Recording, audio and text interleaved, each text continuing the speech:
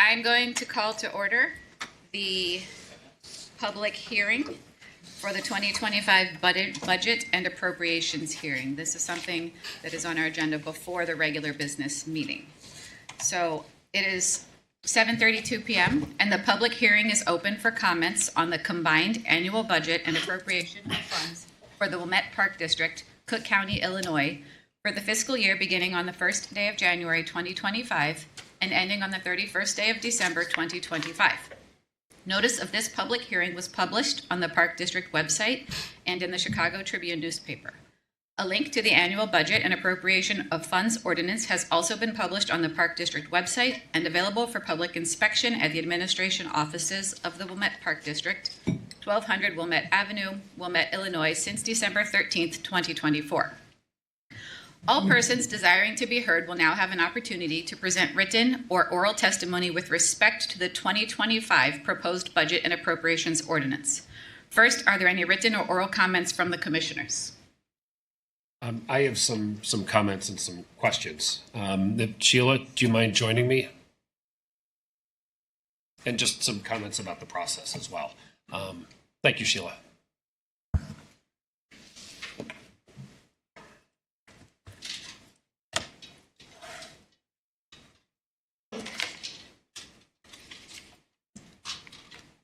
Thank you. Sure. First, because we have such a great crowd here, I think it's probably worth talking a little bit about how this stuff works. We obviously we have an appropriations ordinance that we're going to be approving tonight, presumably, and just talking about the relationship between the budget and the appropriations ordinance. So we went through a lengthy budget process over the course of several months, developed a budget. The appropriations ordinance that we're actually approving, though, is larger than that. If you would just speak to that for a second. So the appropriations ordinance should be kind of a summary of all of the money that we plan to spend next year. And we also, embed a little bit of, leeway. Cushion. What we do is we add 15% to all of the funds, except for capital, where we add 25%, so that this way, we can have an appropriations that should be large enough for us to capture all the spending that we plan to do next year. Because, in between the budget and the appropriations, we can spend up to those amounts. And that's what we've done traditionally, except for, I think maybe the year after COVID, the numbers might have been a little different, but, there was some extenuating circumstances with that. But it does summarize by fund, and it gives a lot of detail by line item, wages, contract services, a lot of that throughout the ordinance. There's also a reconciliation of where we think cash is going to end up at the end of next year. I'm like trying to remember, it's like 10 pages long. It talks about, the levy. There's property taxes are also included in here, but the levy is a separate document. So that's kind of it. It is a 10-page summary of a 217-page budget book that we have had on display since the middle of December. Yeah, thank you. Thank you. Last year, after we went through all this process, we realized that we had, I think we were missing a fairly important expenses related to some credit card fees. So as soon as we got started, we were a little bit behind the 8 ball. Could you just talk a little bit about what's been done this year to improve that process and comparing? Thank you. Okay, so today, I dumped all of the numbers that were part of the 2024 actuals, because a lot of those have been posted by now. And I compared them to the 2025 budget numbers. If we had an actual in 2024 that did not have an appropriate looking budget number, and when I say that, that's, it's just a look thing, okay, that I couldn't explain, I would highlight that, but everything that was not in line between 24 actuals and 2025 budget, I was able to explain why there was a big difference. These were some material numbers. Now, the one account that Mike is referring to was about $250,000 off. The highest line item I saw this year was a little over $100,000. We had spent $100,000 for the debt that we issued. There was some debt issuance costs, but I only have about $1,500 or $1,600 budgeted for that next year because we don't have any intention to issue debt next year. So that was the biggest variance that I found. And then everything else is probably within the $10,000 to $20,000 range after that. Okay, I appreciate that. I think it's probably no secret here that I've got some concerns about just relating to the levy. But specifically with this appropriations ordinance, obviously we're gonna have some transition costs with the executive director. I'm specifically concerned about the appropriation for corporate purposes for contract services. I'm concerned that we're going to exceed the appropriation. And so I have a concern about approving that now when I think we reasonably expect to exceed the appropriation. So can you talk through a little bit about the consequence of that and whether we should actually go ahead and approve an appropriation where we've got some problems with right away, or if we should take some time and fix it? I'm not sure what those numbers are going to be. I know that there's a difference of about $850,000 between what we budgeted for Fund 10 for next year and what we are asking for in appropriations, okay? If we exceed the appropriation, we'll have to do some sort of a B&A, budget and appropriations amendment. Now, depending on what the line, there's like 4 different budget and appropriations amendments that we could file, and they all require different things. So I'd have to do some more research on what was involved in that, but we could do that. We were looking at that last year related to the debt, but our bond counsel did a really great job of taking care of that for us and all the documentation that they put together. So this year, if you want to amend the budget and appropriations ordinance to reflect what you believe will be additional expenses that we have to capture, we can go ahead and do that. And then, we'll have to go through the public hearing, the notification, everything that we're going through right now related to having this approved at some board meeting in the future. Is there a timeline that this has to be completed by, or could we do it in December? You mean this coming December? The amendment that you're referring to. The Once we know amendment the can go expense. all the way through the end of December. We could December 15th have But the I meetings also believe that I hope to God that sometime way before that, we would know what those numbers are, and we could get that amendment done sooner. Well, I understand that. I'm just asking if there was a deadline by which As we would have to file an amendment for.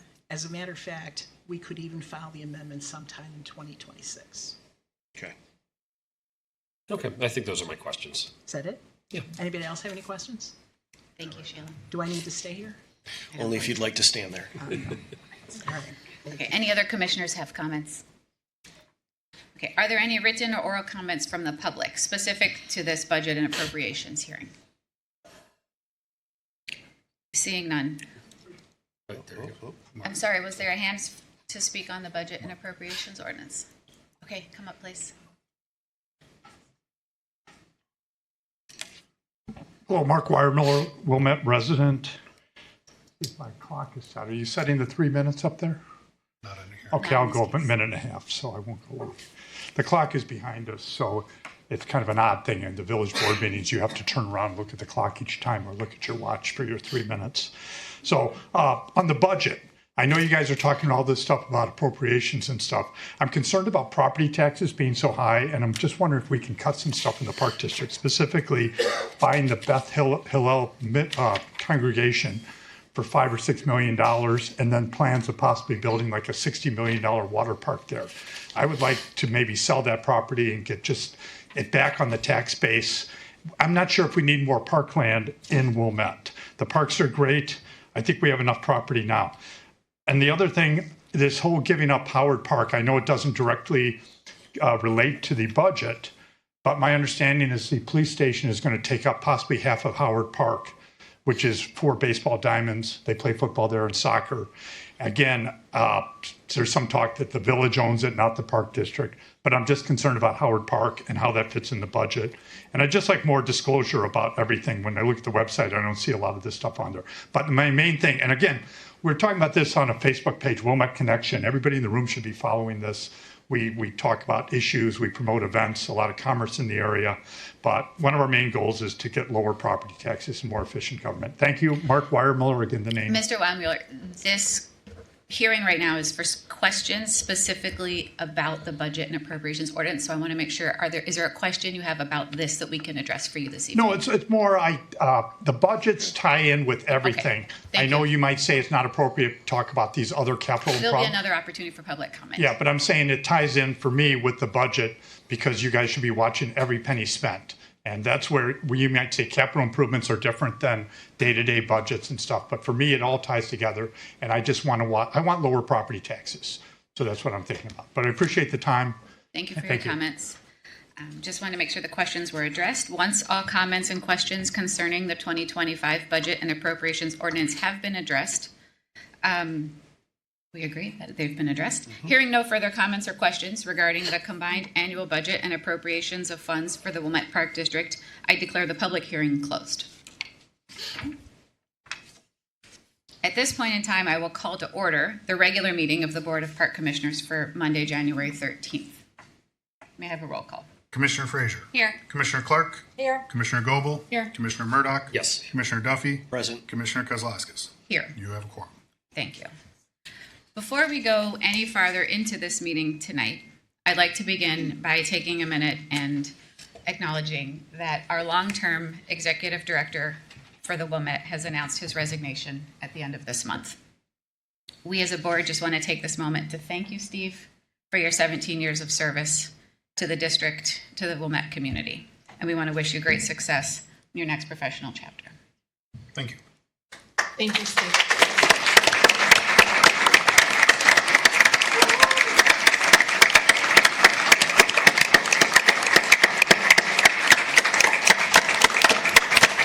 Thank you.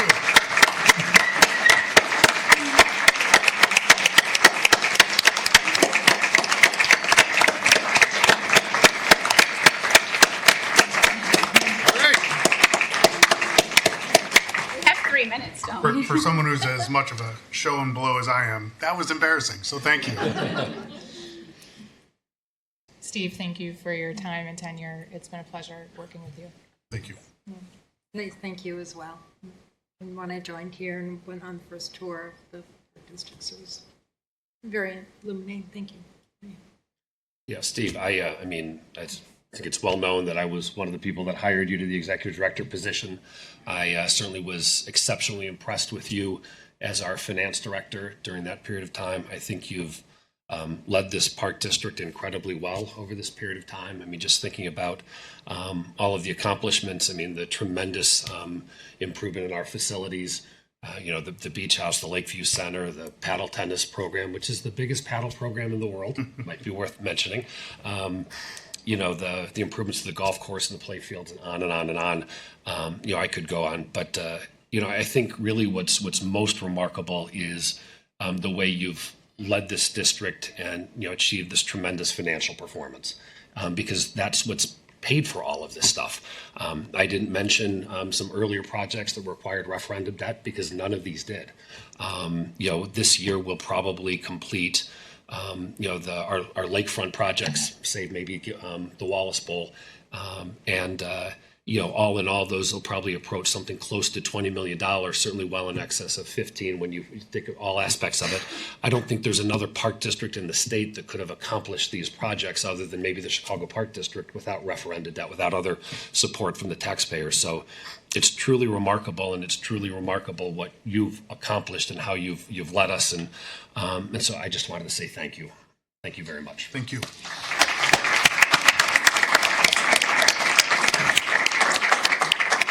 Steve, I shared my comments with you in private, but I want to let everybody know how sad I am to see you go. I developed a nice relationship with you, working and personal, and it saddens me that this is the end. So I wish you the best again.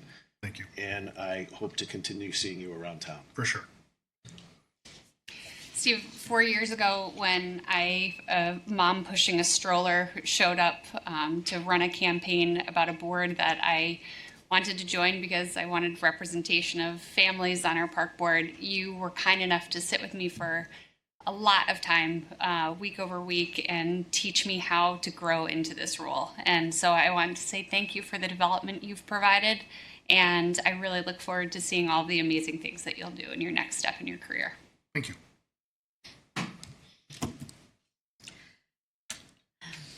So we shall proceed. So, through this. real quick, just thank you to everyone for taking the time to be here tonight. Thank you for all the emails and phone calls. It's been extremely humbling, and I'm not going anywhere. I'll see you all around, and the rest of the meeting is going to be real boring, so don't feel obligated to stay. You've already lasted through the longest budget hearing we've ever had, which actually makes the old finance guy pretty happy. But with that being said, get on with your nights. There's a playoff game on. There's Monday Night Football. You have lives. You have kids. And thank you all for being here tonight. I really appreciate it. Thanks a lot, Steve.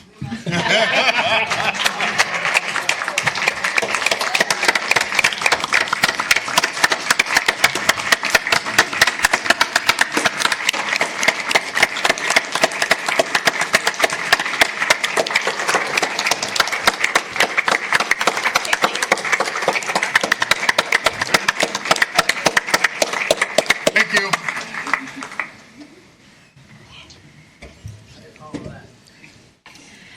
3.0 on our agenda this evening is the consent agenda. May I have a motion for consent? So moved. Second? Okay. Any discussion? No. Not right Roll now. call to approve the consent agenda? Commissioner Frazier. Yes. Commissioner Clark. Yes. Commissioner Goebel. Yes. Commissioner Murdoch. Yes. Commissioner Duffy. Yes. Commissioner Kozlowskis. Yes. Consent agenda is approved. Next on our agenda, communications and correspondence. As usual, there are letters from the public in our packet. There are also many letters from the community, Steve, thanking you in the packet, as I'm sure you've seen. So we just want to again acknowledge the community that's not in this room is appreciative of your service. We will now move to a time of public comment. Per usual, public comment. Anyone may address the board who would like to. I have about 15 names that have signed in. If you have not signed this sheet and you would like to address the board, I would ask you to sign. Is there a second sheet over there, Michelle? They could still sign? Yes. Okay, I would ask that you sign the additional. No, okay, then after I get through this list, we'll see if anyone else still wants to speak. In your packet, there is a page that describes our policy for public comment. I will just highlight that you have 3 minutes to speak to the board. This is an opportunity. You'll approach the podium. You may speak to us. We will not engage in question and answer at this time. This is your opportunity to ask or speak, state your points. Any questions will be noted, and staff will get back to you, or we will work to get those answers to you, if not throughout the later part of this meeting, later this week via email. For the order of the public, that's how this goes. Director Wilson will be keeping time at the 30-second. When there are 30 seconds remaining, he'll give you a warning, and then when your 3 minutes are over, we will ask you to move away from the podium so we can allow the next person to speak. May I see a show of hands if you would like to speak tonight and you have not signed in on this list? Okay, thank you. Let's go ahead and we'll let you start. Please always state your name when you start for our minutes. Tonight, I speak to the residents Jeff here and Axelrod, those thank you. watching from home. At the last meeting, not video recorded or broadcast, the board committed to restricting access to Gilson Beach with fences and fees in 2025. Today, it was announced that residents can now buy South Beach passes. This decision blatantly disregards the overwhelming feedback from residents, taking time out of their busy lives to tell this board face to face that this is not what they want and not what this community stands for.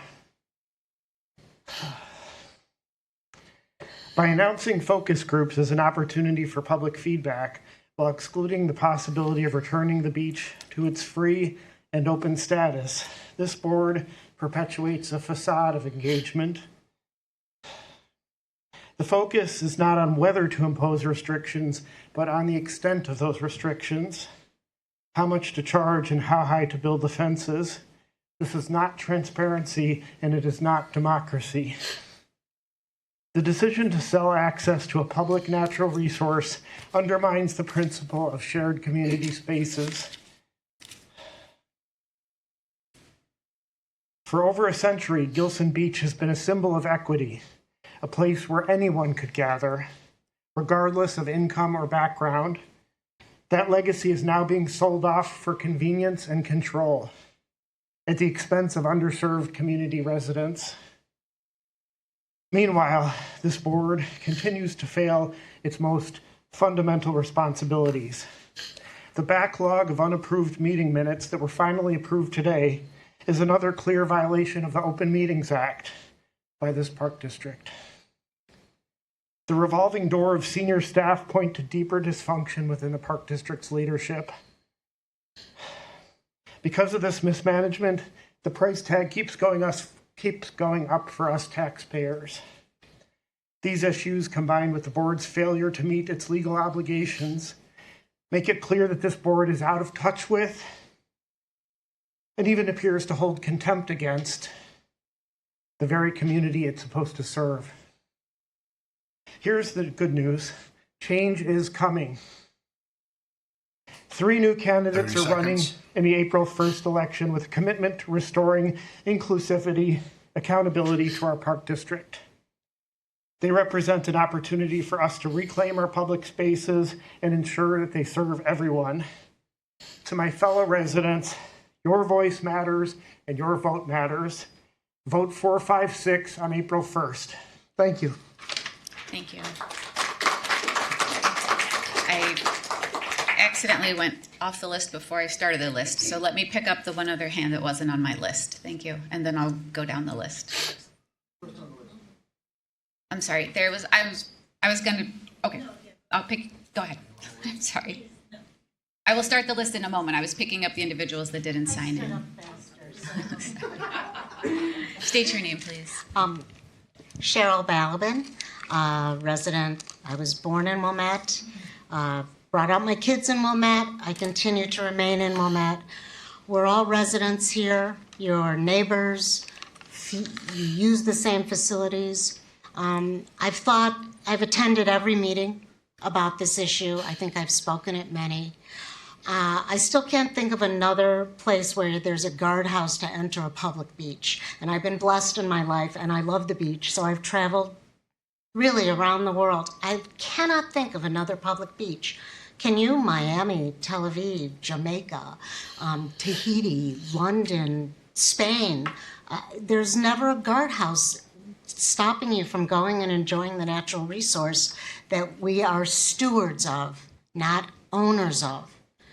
One thing I was thinking about, this draconian, unannounced, fairly punitive answer to a limited number of issues, real issues, but we talked last time that when you look at it as a percentage, it seems large and looming. When you look at the number and it's 7 events that are not really even documented, that really brings the question, why this large response to this problem?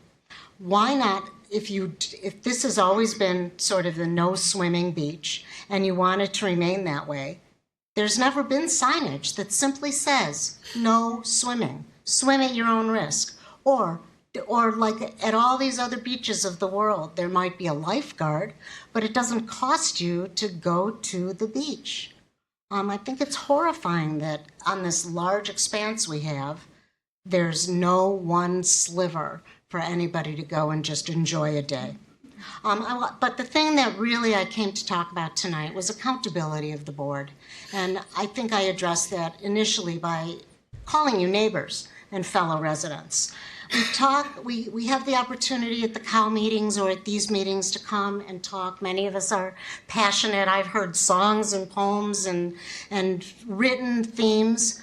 And frankly, you said, we'll get back to you, but we're talking to a blank wall. We never have an answer. Our questions are never answered personally or in this forum. I understand that you don't want to get into a back and forth exchange during these meetings, and it does afford the residents to come forward and state their opinions. But there is no dialogue and there's no discussion, and all we ever hear is 30 seconds and the next name on the list.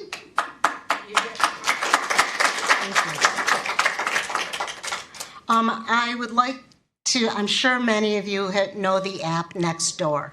Well, some person posted that Steve Wilson was resigning, and what has ensued on the thread 3 minutes.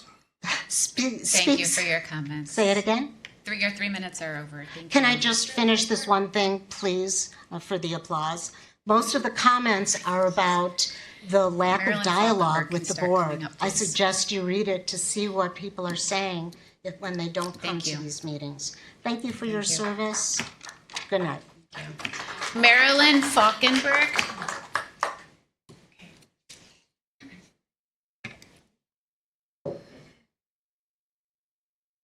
Hi, my name is Marilyn Falkenberg. I know there's a lot to talk about at this meeting, so I'm just going to make it quick for my burning questions. Number one is, has the decision of offense for this season already been made? So is it already done?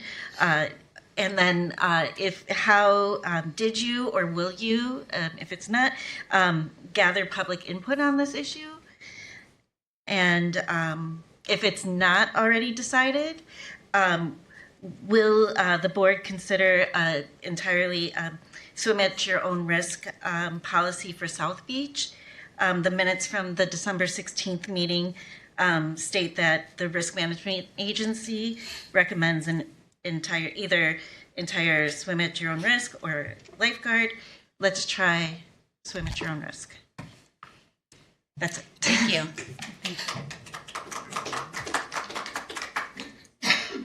Elliot Cutler.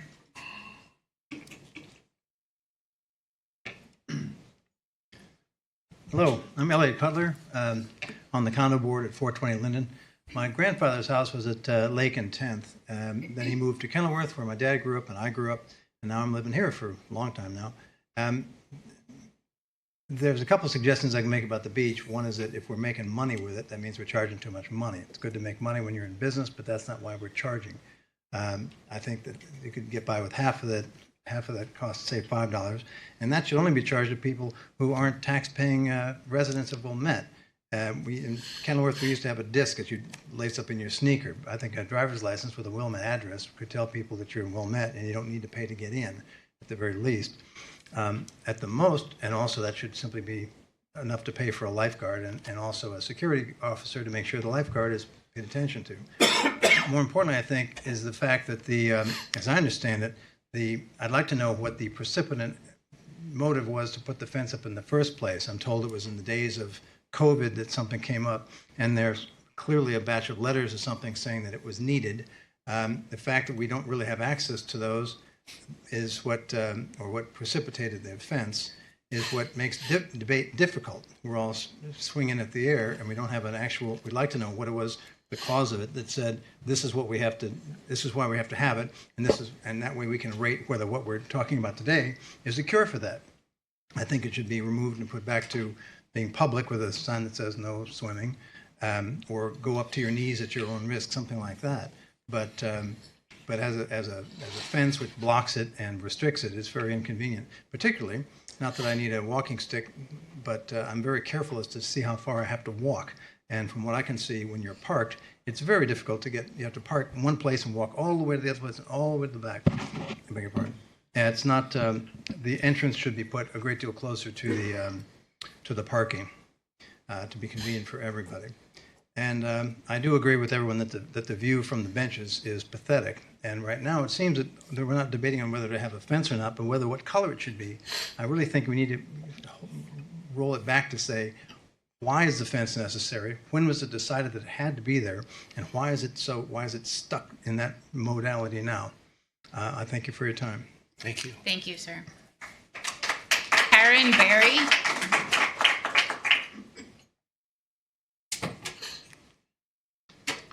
Good evening.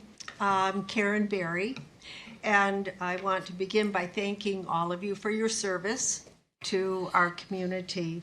I would also like to begin by citing from the Wilmette Park District's mission, which is to improve the quality of life in the community by offering parks programs, and facilities for people of all ages and abilities. And a subset is a commitment to inclusion, which includes providing a safe, equitable, and inclusive environment. I want to follow on what Elliot said about lack of prior notice that the fence was coming, with a lack of prior explanation as to why a fence was needed. And in particular, I would like to address, I was not able to attend the December meeting. And in point number 7 on page 2 of 4, it mentions that someone mentioned a community survey. I think that was me. We did not have time in 2024 to allow a statistically significant survey to be put out for the length of time it would need, as well as the number of responses required to make it significant. I work in research. I understand what statistical significance is. At the time I suggested a survey, I did not specify that it should be statistically significant. It takes a lot of design, and as it's pointed out here, it would take a lot of time to implement it, to gather the statistics, to analyze them, record them, etc. I still think it would be instructive and informative for us to have some type of public poll. I'm not concerned about statistical significance. A typical response rate for a large survey is 6 to 10%. If you get 20%, wow, that's a home run. I will volunteer. I cannot write a survey, that's not my area, but I will volunteer to administer a survey. Give me a budget for postage, postcards, and a list of addresses, and I will get a survey out in 2 weeks, and there will be a deadline on returning it, and then I will be happy to turn over simple yes or no, 5-question rate, whatever it is, to turn that back over to the Park District. I think you need to hear from more people than just those of us who show up and the people who email you, that we have no way of knowing how many people email you. And I respect that there are people who want the fence. I personally don't, but I would like to know numbers. 3 minutes. Thank you so much. Thank you, Karen. Anastasia Royal.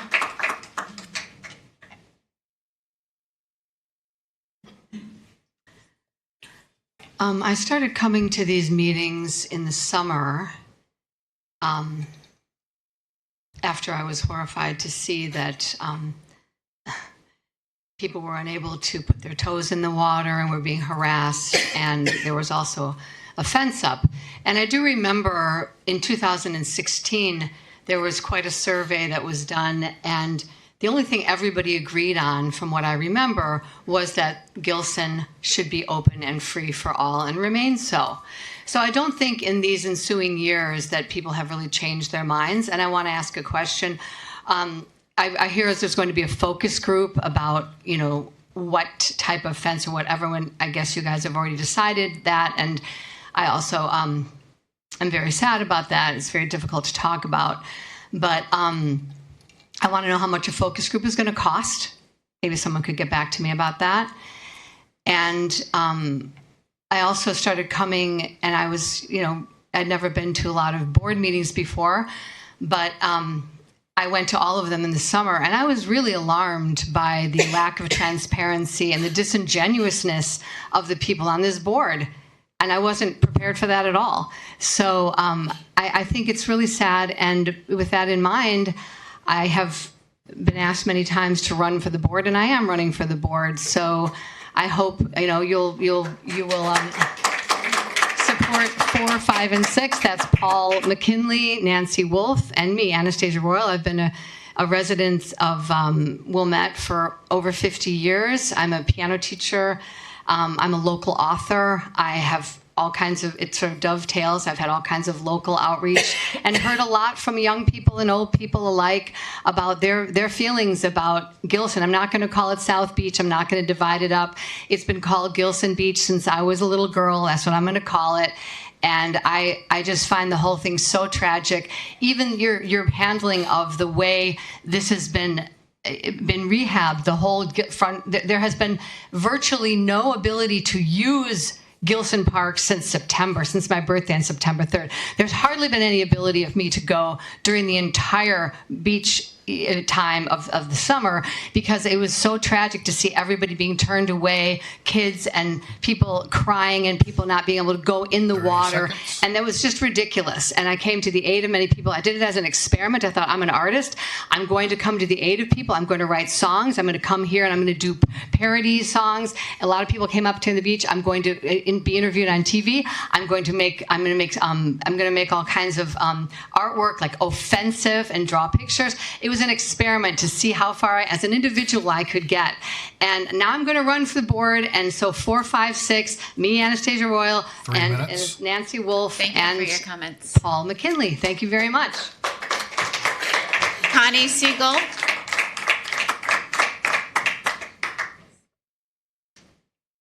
Hi, I'm Connie Siegel. I think you know who I am by now. First of all, I want to say in response to what Anastasia was saying that that survey, I think 78% of the respondents were for leaving the beach open and free, the whole Gilson Park. I mean, we've always had the pay part. That's been there since I've lived here, and I've been here 40-some years. The other thing I wanted to mention was this fence was, to me and to many here, a huge disproportionate reaction to your stated problems, and it's absolutely unacceptable. In many people's opinion anyway, obviously not yours, but and it was all because you said of some rude incidents to some staff, and to me it seems like there's money needed, and so you're monetizing it. We'll never know some of us will never know the real truth to what's behind it. And if you were all my, seeing you on the street, I'd probably like all of you, but for these decisions you're making, it's not flying well with me. And as far as this focus groups that you talked about the last meeting, I feel like we're being deceived because you had one of you, I think maybe it was you, Cara, that said at the meeting in before the holidays that there'd probably be no decisions on this until maybe mid-January, February, if we didn't want to keep coming here. They appreciated our coming, but we didn't need to. But then at the last COW meeting, all that presentation was about this, and it's already determined that you're going to keep monetizing it. And it seems like you're putting it on us to come up with alternatives to a fence. And I feel very offended by that. This problem was not here all the years I lived here, and now it's a big problem, so it should be on you to figure out the solution that's better than the one that you've done. And thank you. As far as the focus groups, I didn't receive anything from the park board, and I know you have my email. And the only way I received was through Walter Keats, whom I don't believe is a park board member or anything. And so why are we not receiving emails from the park board? And I first thought I did sign up through that link that he sent, but now I'm kind of feeling like I don't even want to be a part of it because they're not transparent. They are behind closed doors. I don't know who gets to go, who's going to go. It's limited, and the public will not know what is said unless they happen to run into somebody who attends or talk to any of you. And there could be opposite feedback on that. So I guess that's I have a lot of other things I could say because I'm starting to get angry now by this time. And so, I like you all probably individually, but here it's like this is just not working. That's all I got to say. Thank you for your comments. John Weinberger.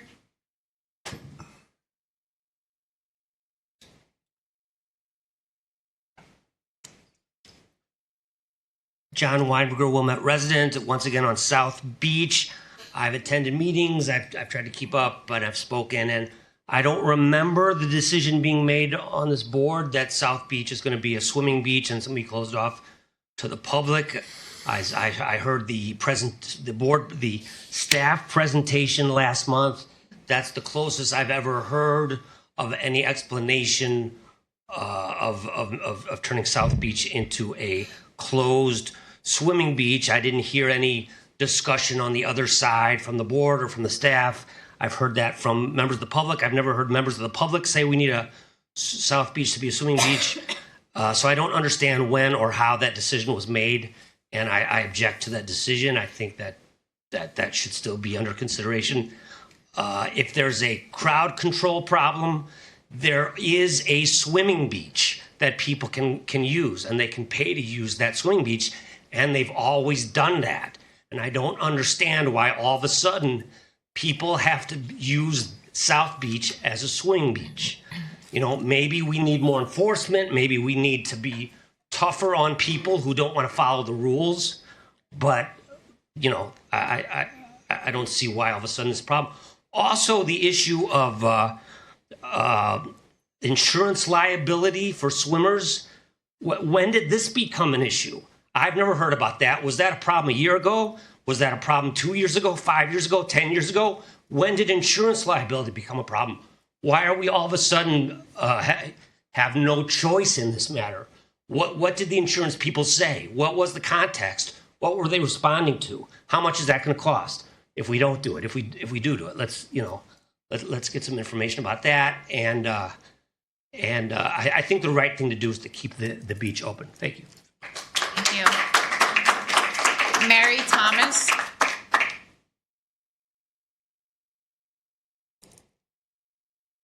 Hi, I'm Mary Thomas. Let me just get my notes. My name's Mary Thomas. Okay, I have 2 points that I want to make. Approving the controlled access plan in late December, which was a really busy time of year when a lot of people were not even in town, felt like a really bad idea. When I believe you said at previous meetings that any decision about the beach was not going to be made until January at least. And so we had plenty of time to talk about it. So now you've offered focus groups, but they kind of feel like an afterthought, where they feel like, okay, the decision was made and we offered the focus group, so you had the opportunity to say something. But again, the focus groups are not public. I kind of feel like it should be a public hearing where people are actually free to say what they want to say and not be limited to 35 or 60 people. Also, we were told that we would get invitations to the meeting or to the focus groups, which I, for one, did not get. I had to send out a bunch of emails in order to get one. So this feels like the decision that was made at the COW meeting at the end of December feels like what you did last spring, where the decision was made without the public's input. Oh, and then also I am curious what the cost of the focus groups are.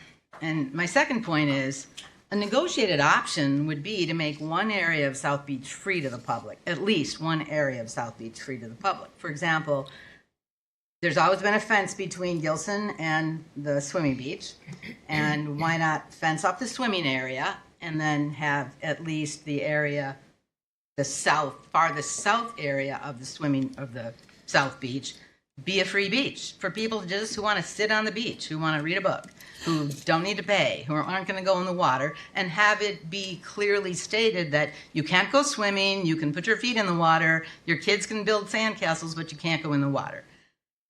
So that would feel like a negotiation or a compromise between all these people that have come to these meetings, myself included, since May of last year, and it would feel like a compromise, at least. And you could also look at it as an experiment. Do it for a year. Try having one area be open and free. That's only 1/3 of the people that you have to deal with compared to the whole South Beach, and see how it goes. 30 seconds. Give people the opportunity to redeem their behavior for the few bad actors that made it bad for everybody. And I also want to kudos to Mike Murdoch, who was the only person that responded to my emails, who actually took the time to talk with me at length about the South Beach issues. Thank you, all of you, for your service, and thank you, Mike, for chatting. Thank you. Paul McKinley.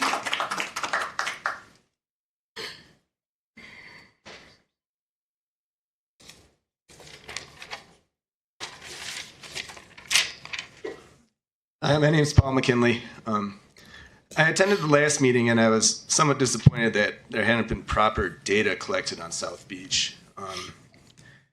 One of the very first things I would have thought of if we're having incidents is record what the incident was, what time it happened, And what was the attendance before we put up the fence? We don't have the answers to these questions. And it makes it very hard to come up with a solution when we can't pinpoint the problem. We need an open public hearing. We need proper notification for this open hearing. We need questions answered. We need to be able to go back and forth. You know, we can see people are coming a year later, still not knowing answers, and still asking questions that are not getting answered. You know, and my personal thought is the people who are hurt most by these, you know, especially the fee to enter, you know, are families. You know, children not being able to go to the beach. I've talked to families that aren't going from this community and others. You know, 5 kids, you know, 3 kids, a group of 5, that's $50. You know, that's a reason not to go to the beach. That's a reason that a child will not learn through experience. You cannot replicate Lake Michigan. Skokie cannot build their own Lake Michigan. There's only one. It has to be free. Yes. All right, thank you. All right. Steve, I wish the best for you. Gail D.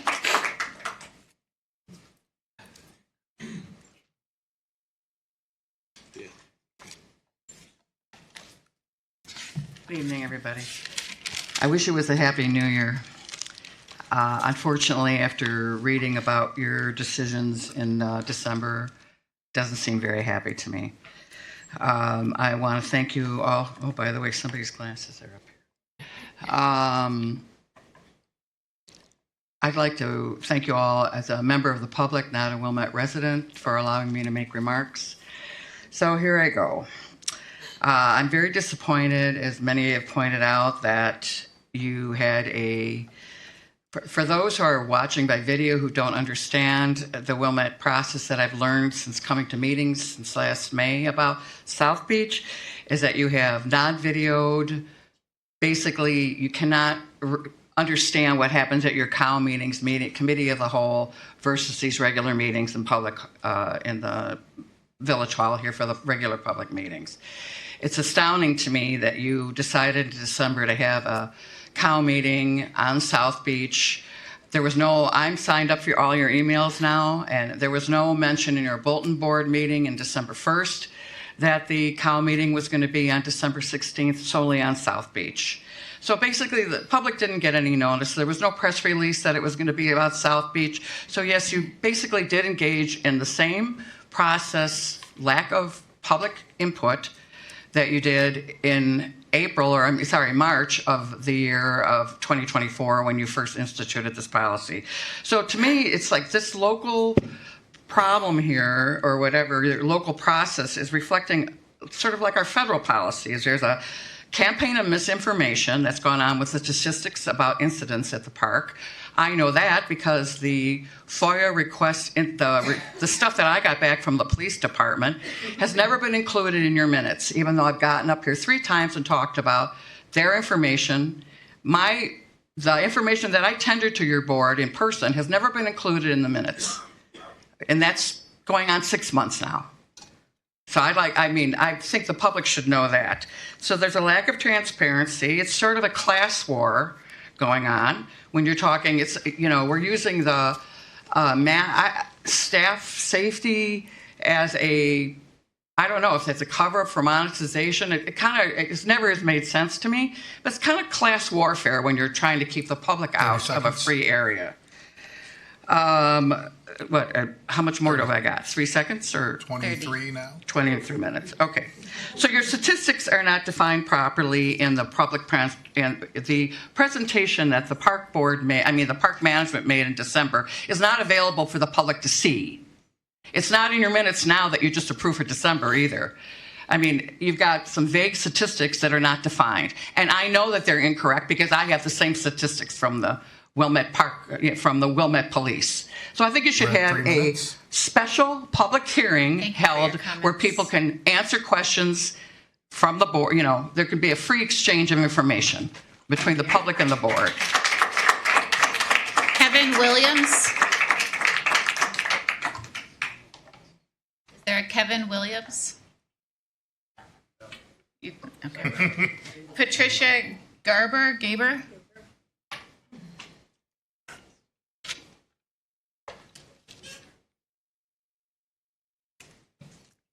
Patricia Gaber, Wilmette. Patricia Gaber, Wilmette. I would just like to echo the previous comments, past few comments about the December 17th meeting. I was really taken by surprise when I went to your website today in preparation for the meeting tonight and read that you had committed to using a managed access control at South Beach. This is 1 week before the holidays, and you made that commitment based on what? Based on staff, let's see here. The board carefully deliberated this choice, considering testimonies and evidence highlighting the positive impacts of a managed beach area. These include enhanced safety for beachgoers, improved operational efficiency, and a better experience for visitors and staff. The board also considered feedback from Park District staff, public input, and data from local law enforcement as key factors in making their decision. It's interesting that you in this write-up, you don't talk at all about what you liked about public input. What have you agreed with in the last 6 months of what the public has come here to tell you? You're not listening, basically, and you haven't listened all the way. So a shift in mindset is definitely what's needed here. If there's a hierarchy of importance, you need to put public sentiment or unfencing at the very top, not your staff comments. These folks work for you. They're going to say what they think you want to hear, and you know that. I feel like all of this December meeting was just a little bit of trickery again, and I don't like it. Nobody likes it. 30 seconds. The myriad reasons we've presented to you all year are plain speaking through public comments, letters, petitions, protests, and rallies, reflect our honest, heartfelt feelings for Gilson. The fence is down, it should stay down, and 100 years of Wilmette Park Board saw it that way. Thank you. Lee Goodman.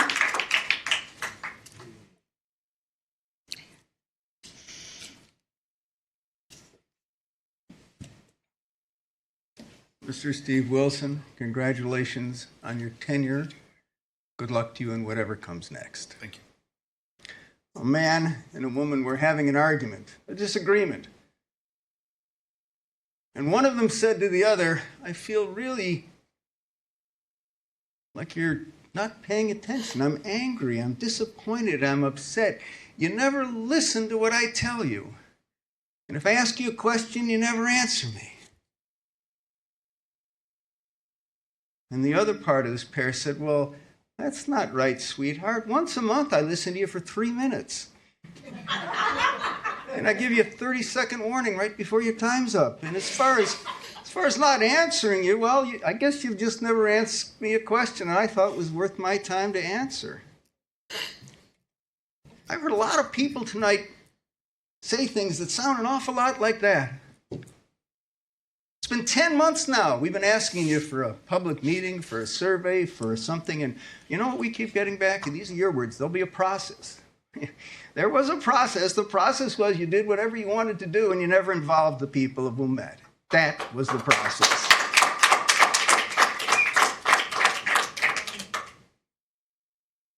Some of you folks are going to have campaigns coming up. You've got opposition now. So I'm trying to imagine what your campaign literature is going to look like. Are you going to send out flyers that say, I never listened to you before and I promise I never will again? Are you going to put up yard signs that say, shut up and reelect me? If you get one of those surveys from the newspaper, the League of Women Voters, that says, why are you running for office? Are you going to say, because it makes me feel important and I get to spend other people's money without asking them what they want me to do? There have been a number of people, not just me, who have pointed out that your policies have a racial impact and that the history of this park district, and it's not alone, has a racial and ethnic and national origin impact even today. You haven't refuted this. You haven't contested it. You haven't even answered it. Maybe you think the voters of Wilmette have given up on the notion that their elected officials should be accountable and answering to them. I guess you'll find out. Dan O'Brien.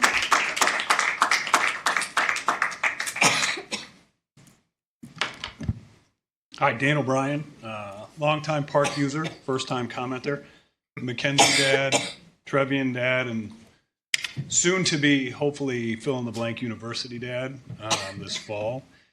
You know, one of the reasons my wife and I moved to Wilmette and moved maybe a little bit above our skis to get into this community, into the North Shore community. The North Shore community is fortunate to have many great schools, many great policies, many great downtowns and facilities. But something that I think is unique in Wilmette is the sense of community. We literally live on the grid. Fortunately for some, hardworking for many, we give up a little of the space of a yard or an estate to have neighbors, to be able to see our neighbors, to welcome them with a hello and a thank you, to watch them shovel our driveways or our sidewalks. This allows us to have a little bit more green space, a little bit more community space to gather, to see each other, to see our neighbors. And so thank you all for your commitment. Thank you all for your enthusiasm for that sentiment. But tonight I'd like to speak to Steve Wilson. And Steve, thank you for always being a passionate and a patient provider and protector of those community, of those spaces, and all the while being a neighbor, being a friend, being a mentor to me as I've gotten to learn the community. Someone who's been around and as big and as gregarious as you are. I see you throughout the community, not hiding, like a good neighbor does. So I'm sad to see you go, and I'm sad for Wilmette that you're leaving. We will carry on, you all, and the volunteer enthusiasm and commitment will carry us there. But we're at a loss today. We will build back up, but I am excited, and I will continue to be a neighbor to you, to watch and see where you go. And 30 seconds. I'll leave it at that and leave the time. Thank you. Thank you. Mark Weimiller.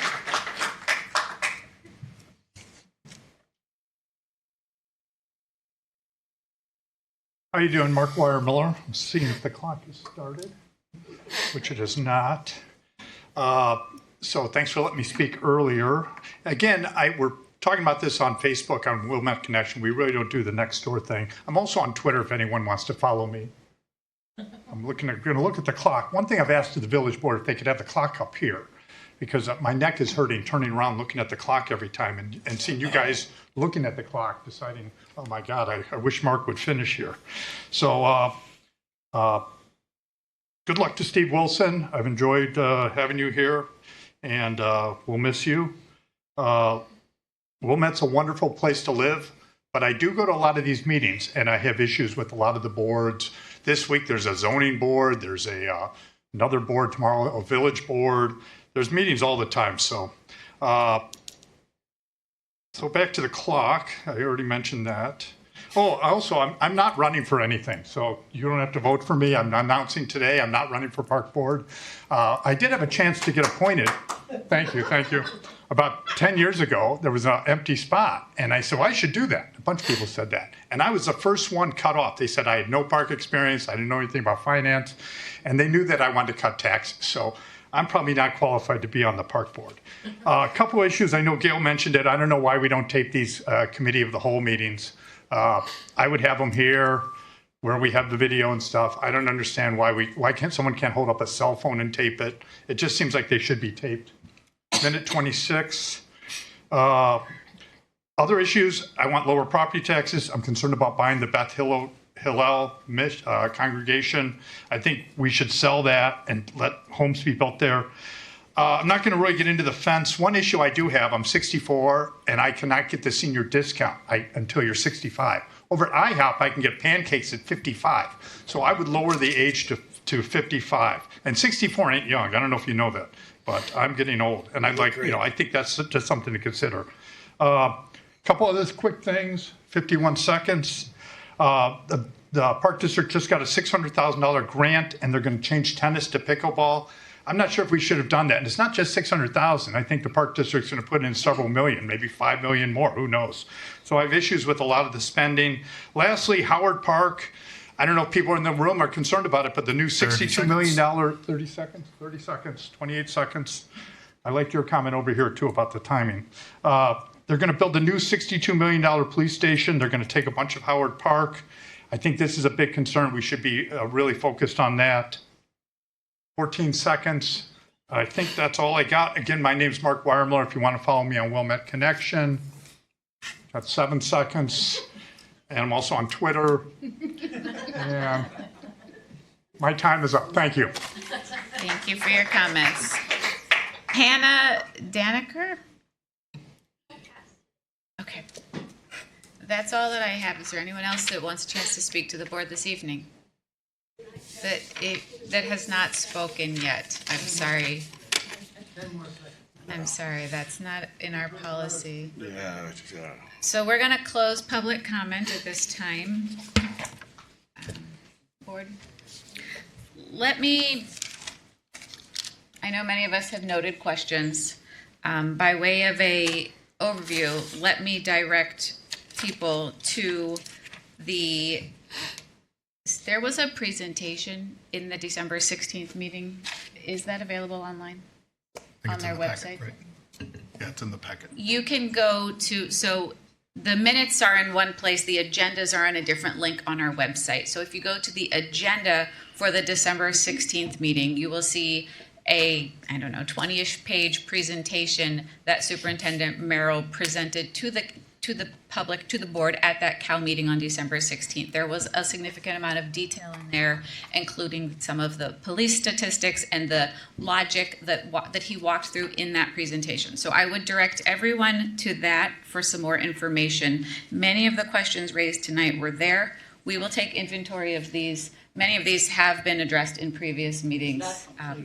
So we will take notes of these questions. And just in terms of the focus groups, that information is also on our website to sign up for them. And individuals that have previously written to the board were sent personal invitations to those focus groups by our staff. So that's just to answer a couple questions. Board, is there anything else pressing? I think as we go through we'll the take notes staff of these. reports, we can. Yeah, staff reports, if you have anything else you want to speak to. That's going to move us to staff reports. Executive Director's report is first. Point of order. Does that work? Don't know. Their glasses up on the podium. Yeah, I've been trying. Okay, thank you. Did anyone leave their reading glasses at the podium? Please feel free to come up and take them back. Oh, we left from a prior meeting. It could have been here from a prior meeting. Thank you for that. Are you going to answer the question about why you had it in a town meeting instead of a We do not intend to engage in questions further at this time. We're going to move into staff reports. Steve? Great. The director's report this month is relatively brief. We open the meeting with the budget and appropriations ordinance hearing. You have under new business the ordinance itself that outlines $31.6 million in operating revenue, offset by $25.6 million in operating expenses, with a net operating surplus of $6 million. Beyond that, capital expenditures of 7.3 and debt service of 1.9, resulting in a bottom line deficit of $3.2 million, which will come from reserves. Other than that, the only other item in my director's report is later this month, many of the board and many of the staff will be at the annual IAPD IPRA State Conference in the city of Chicago. A lot of great education, a lot of great networking takes place there, and everyone comes back recharged, ready to take on another year. So look forward to that at the end of the year. That concludes my report. Before we go any further, can I also add that the Wilmette Historical Society will be hosting a presentation on the history of Gilson Beach and how it was reclaimed, how it was originally reformed from part of the digging of the North Shore Channel, which was used to reverse the flow of the Chicago River, and that how it initially went from just a pile of clay to the current park as we know it. That will be Sunday, Sunday, January 26th, and I believe 2 o'clock at the Wilmette Historical Society, if anyone is interested. Thank you. Parks and Planning report, please.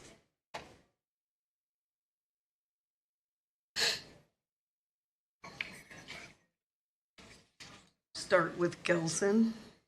In the last couple of weeks, we have seen a slowdown due to the holidays and also the weather. But previous to the start of the holiday season, we had the plumbers inside to start some of the interior plumbing work. In one of the mechanical rooms, we are updating some of the fixtures in there. We're adding a drain, and that's where the water main loops into the building to then loop back out to the park. They did put down 1.5 inches of asphalt on Overlook Drive. We're currently working through some of the phasing maps so that we can open up a section, or the actual entrance of the park, so on Harbor Drive, and you'll be able to go to Overlook to park to be able to walk through the park. Because of the weather and being water main and sewer work, we're at a hold right now of changing any of the phases. We have also painted the lines on Overlook so that cars and users of the park can park on Overlook when they are getting in and out of the park. There is 1.5 inch lip that we have right now because the asphalt is 3 inches. So we will have a little bit of a lip. We're going to try to ramp up some of those areas if we are seeing any issues. We're keeping up the snow fence around the boot of the park so that we have users going into areas and not into construction areas. Any questions on Gilson? Yeah, go ahead.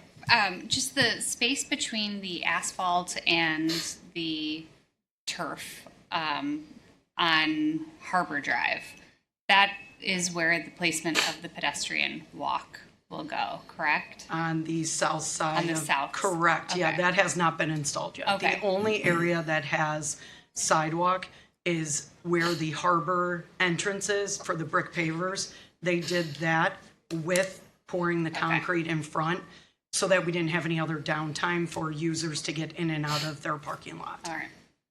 I just wanted to comment on how remarkable it was that you were able to get as much asphalt down as you did. I mean, talk about just barely getting it under the gun. That was phenomenal. I agree. Absolutely. And, we had a resident earlier come in and complain about, say some negative things about access to Gilson. I think you've done a phenomenal job. Thank you. And the fact that you've contemplated ways that you can have access during this major construction project is remarkable. So thank you very much. Well, thank you. We've been trying our hardest out there. And I'll tell you, because I walked down that way through there fairly frequently because I go to the dog beach, and I've been just impressed by seeing people there working, even when it's been so cold. So they've really been Agreed.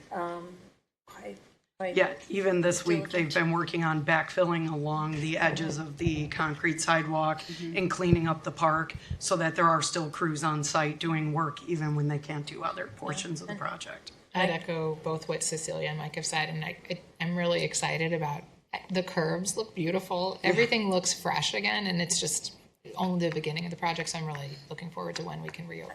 I was gonna say, I can't wait. I mean, this morning, because it was so cold, my husband drove me down, and as we're going on Upper Drive, he's like, "Is this brick?" I said, so it was like, no, it's just it's never been resurfaced. Right. Where it's finally getting done. Right. So it's. Great job, Christine. Thank you. One other thing I wanted to mention, sorry, there are a lot of pictures of it. The sidewalk in front of Lakeview Center on the west side, we poured that right before like New Year's Eve. They got one good day in, and we needed to get those poured ASAP because they have to fabricate the railings and they have to do on-site measurements. So we really wanted to get that in ASAP because it takes 6 to 8 weeks to fabricate those railings. So that was something I worked with Meg, which they helped out a lot to make sure that we were able to do the project and not impact the operations too much of the building. So that was really good. All right, I'll move on to Langdon. Langdon, unfortunately, is a little slower at this time due to weather. They have started the foundation of the shelter, but they've had a lot of weather days, they're calling them, over the last couple of weeks. They also had some time off for the holidays also. I know the weather does warm up at the tail end of this week and then plummet pretty hard next week. We do have weekly meetings still with the contractor and our engineers, and they've told us all along that if there is a day that warms up, they will be on site. So it's not a all or nothing over the next couple of months. Any questions on Langdon? Supposed to warm up. It's also supposed to rain. Is that?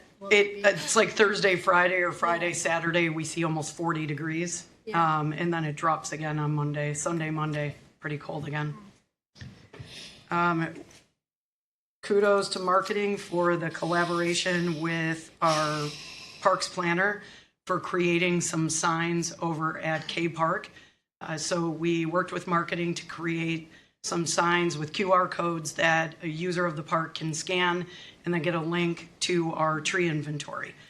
This is different than the access that we have because we can manipulate the system. We can remove trees, we can add trees. So this is just a user can scan the QR code, which looks like this. Very simple tree, and then just what they're looking at, explore our trees. And then they can go to any park within Wilmette that we have a tree inventory on. They can zoom in and get the details of the tree, whether it's a memorial tree, conifer. So there are some details on the map of what trees are there. And then if you click an actual icon, it gives you more info about the tree. That's awesome. It's exciting. Thank you. So we started at K thinking it's a nice tree walk. You have the path out there. You can use your phone to go up to trees to see which ones. So it could be something that we continue to add to other parks. That would be awesome. I've seen that in similar things at Mhm. other parks, and it's really, really nice. So big news, ice rinks opened up on Friday. Yay! Yeah, kudos to the parks crew. They really knocked it out of the park this past week. They worked in shifts of 2 at each ice rink around the clock. So we had people working from 12 a.m. till 8:30 in the morning. Process is we have to wait until the ground is frozen before we can start flooding those rinks. It takes anywhere from 3 to 5 days depending on temperature. We were able to open those up on Friday. We had a little snow event on Sunday, so they came in and cleared those up. And then they are back to the round-the-clock shifts because we want to make sure that we get a real thick slab of ice. So they are still flooding overnight and then maintaining them during the day.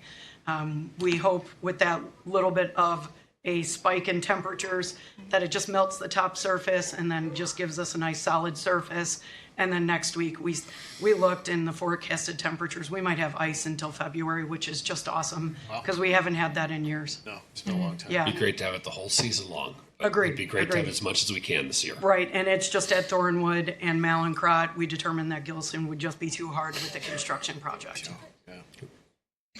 Onto the building staff, they had a floor resurfacing project at Malincrot. They also replaced the floor within the big room, so you'll be able to see that at the next COW meeting. We replaced it with a PVC floor, removed the carpet tiles. They've been cleaning up. They did fix the water issue in the Malincrot basement of the wood shop. So now they've resurfaced the stairs night and day. It's almost unbelievable how much better they look. Then we also had a refinishing of the floors at the rec center, so within the gym, and then also the fitness studio. And they're working on SUPs, building those for the Sailing Beach. Thank Any you, questions? Christy. All right, thank you. Thank you. Thanks, Christy. Recreation report.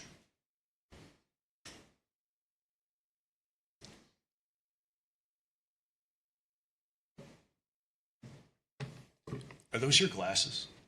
They are. I have 3 minutes to get them. On behalf of the Recreation Department, Steve, thank you for being yourself and all that you've done over the years and for everything recreation, and it's very much appreciated, and you will be missed. Thank you. The month of December was quick, I'm sure you know.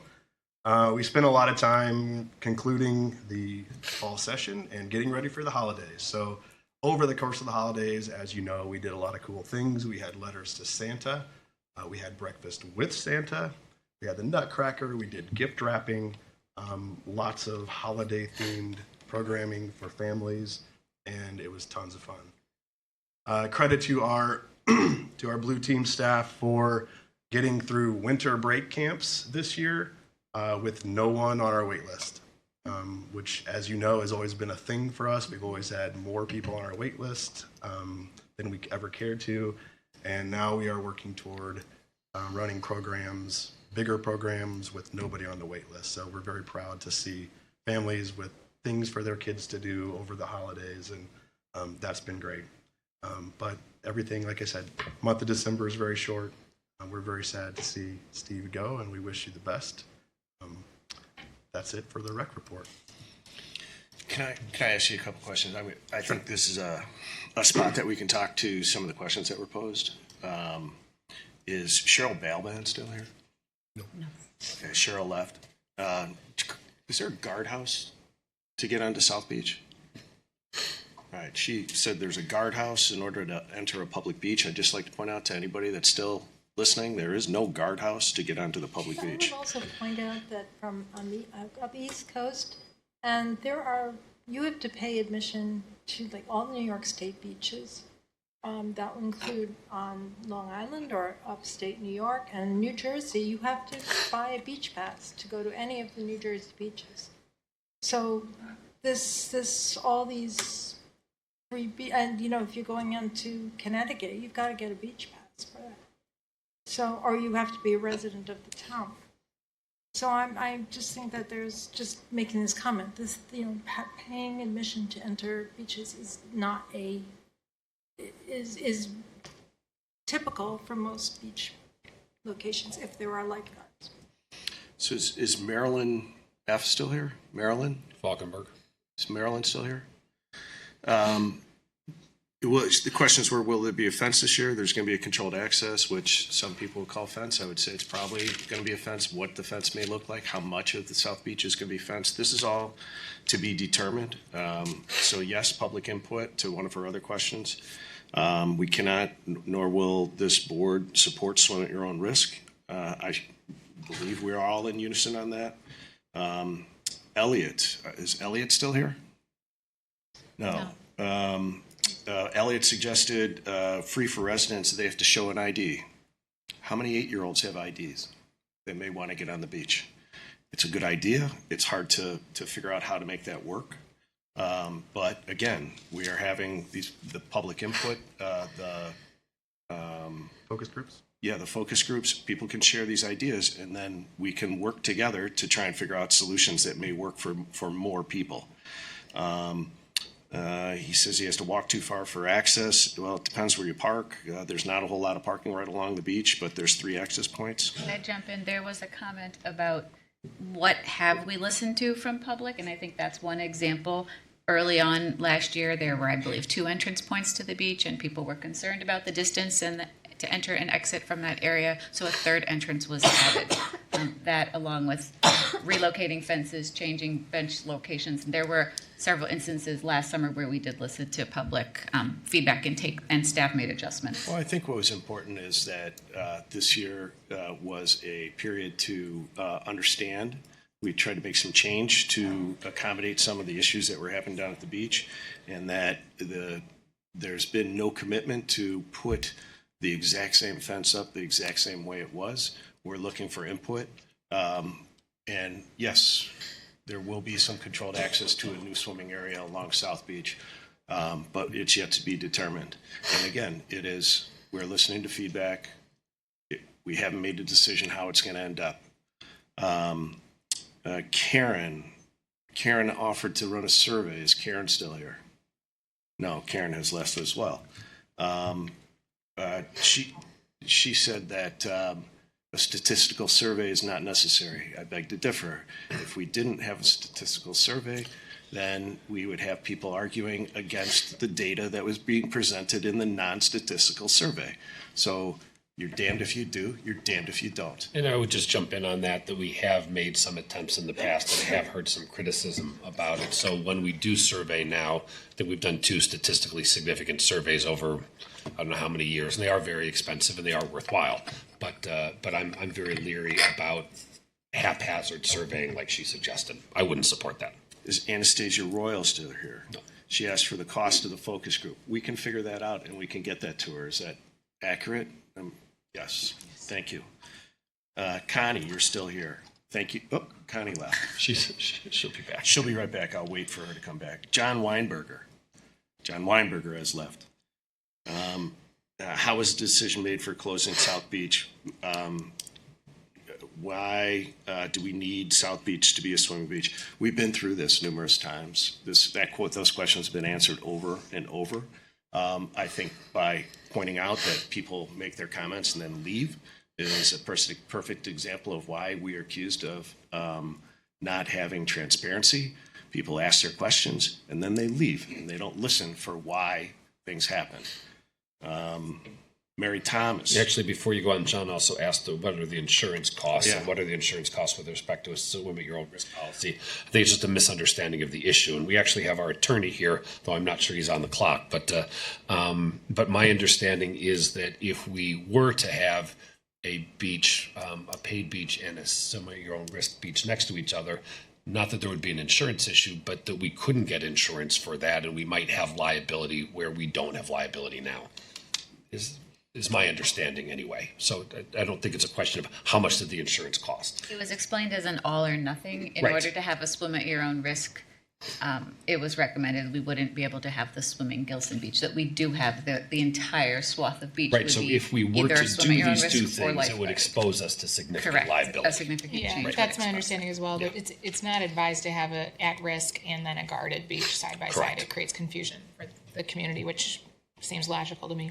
Right. So Mary Thomas, did she stick around? Mary's Hey, here. Mary. So invitation to focus group not shared. I apologize. We thought that you were going to get an invitation, but we're glad to hear that Says you it are. was sent. Yeah. All right. We're glad to hear that you did get an invitation ultimately, and that you will hopefully still attend. Because to your point about splitting the beach into different sections, as I just mentioned, it is an opportunity. This past year, we reacted to a situation. We never said this was a permanent fence. By design, it wasn't a permanent fence. It has come down, and now we are looking at solutions for the coming season. Okay, so your input at the focus group is very important. So please do attend. Please share your idea about splitting the beach, because to be honest with you, I am with you on that. I think people should be able to walk down there and just read a book, you know? So that's not in my purview. The staff are saying this week. Okay. And I would just add, anyone who wishes to register, I think can do so from our website. Yep. So go to. Nope.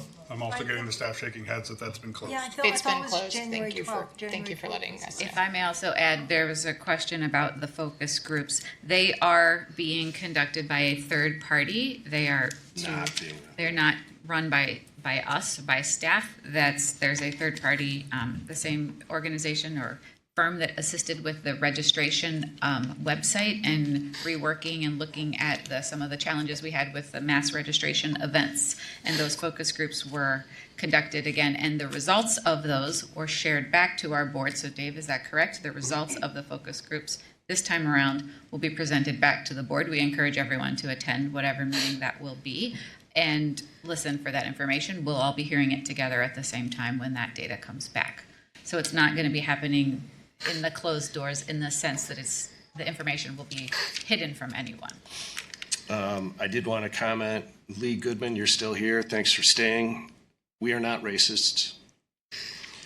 May I, sorry, to that point, I wanted to point out in your presentation, we have a new music class, which I saw is an adult pop music class. You mentioned it's off to a strong start, appears to already have a wait list, and you made a comment that you worked with the Barefoot Hawaiian Inc. organization to make sure the naming of this ukulele class was in a culturally respectful manner. I had flagged that in the meeting when I was in the packet when I was reading. I wanted to comment that and thank you for that detail. We do have a DEI policy around here. Then I appreciate little things like that that are furthering that, and that went nicely with that comment. Thank you. Mark Weiermuller, he never sticks around, but he often says things that are not accurate, maybe to drive people to a site, who knows. But the OSLAD project is not going to be another $5 million project. We received a $600,000-ish grant for some improvements over at Hibbard, thank you. And some of that is beautification, some of that is walking paths, some of that is water fountain, some of that is new playground equipment, shelter for baseball. Pickle courts. And pickle courts. So, And our input's going to be about $1 million. yeah, our share of that is roughly $1 million, not $5 million. With contributions from organizations like Wilmette Baseball Association and others to help defray That is true. costs. Thank you for reminding me of that. And Yep. which has already been budgeted for. And which And has we been budgeted. cannot have COM meetings at Village Hall, I believe, because there's a conflict, but Timing of conflict, so we can't have the meetings here to be recorded here. That was, I Those would are the say, questions most I- of the I made questions. notes. yeah. Thanks for your presentation. yes, thank you. Thank you for standing up Great there, job, Dave. Dave. I just, yeah. Operations.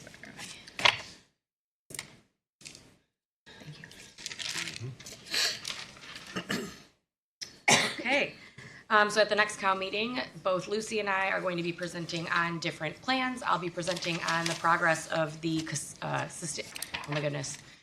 the comprehensive plan and the strategic plan throughout 2024, as well as our work plan for 2025, and she will be presenting on the progress of the sustainability plan. So that will be an exciting meeting just to hear all the different things that we've been working on, and just to get an update for you all. For South Beach, yes, the focus groups did close to register for them on the 12th. And then by the 15th is when we promised to get back to everybody as to what focus group they will be part of. I'm excited to say that we had 63 total responses, and we had 54 individuals that could make at least one of the 4 dates. We had some duplicates and some people that could not attend any of the dates at all, but we still wanted to get their information, to reach out to them with any feedback that PCI has or any questions and follow-up information that they'd like to gather. So we have 54 individuals who could make the dates. We've done our magic and placed each of them into one of the 4 focus groups. So every single person who signed up will be able to have a voice within those focus groups. So those will be coming up on January 21st and 22nd. So that's really exciting. A lot of good feedback will be happening there. Summer positions have been posted, so I encourage everybody out in our community and the surrounding communities to go in and apply. We have jobs at parks, we have jobs at the lakefront, at the pool, at summer camps. If you're 16 or 60, we have a spot for you. So please start putting your applications in. It's a really exciting time when we start thinking about summer in the cold weather like it is right now. Other than that, we do have a new social media and communication specialist, Mariana Yuriostigai. She'll begin on January 20th, so we're excited to welcome her to our marketing communications team.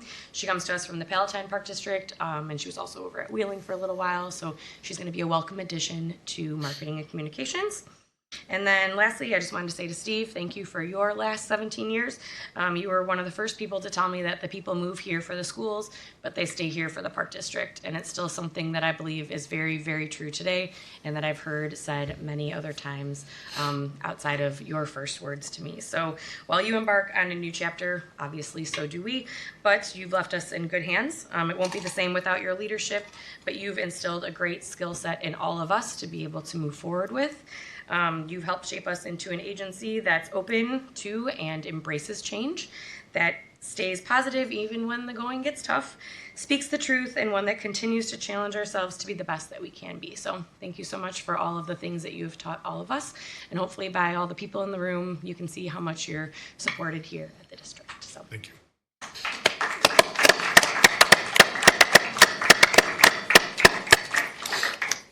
So that's tough to follow, but I would like to say I am super psyched at how many people are here when we're talking about finance. I never get a crowd like this.